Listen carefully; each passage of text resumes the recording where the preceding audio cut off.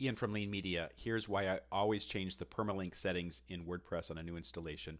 If this video helps, please take a moment to like it and follow me. Let's get started. So I'm in settings, permalinks, and this is a new WordPress site. And the default is day and name.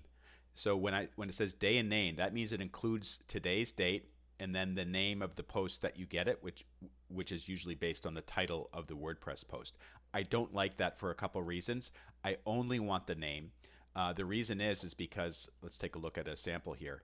When you have the date included in there, I think that it sends a negative signal to some of your readers if it's a very old post that it doesn't have as much value because it is old. I also want to highlight the content. I don't want to highlight the date that it was written in. And this particular convention for WordPress is from a long time ago when blogs were basically like online diaries. I don't think this is particularly helpful right now unless maybe you're running something like a news site, but I'm not doing that. So what I'm going to do is I'm going to set up the URL. So when I publish something new on WordPress, there is no date. And I do that by selecting post name instead of day and name. And then go to the bottom and select save changes. And then any new post you create, it's going to look like this. It's going to look like the URL / and then the name of the post based on the title of the post. If this video helped you out, please take a moment to like it and follow me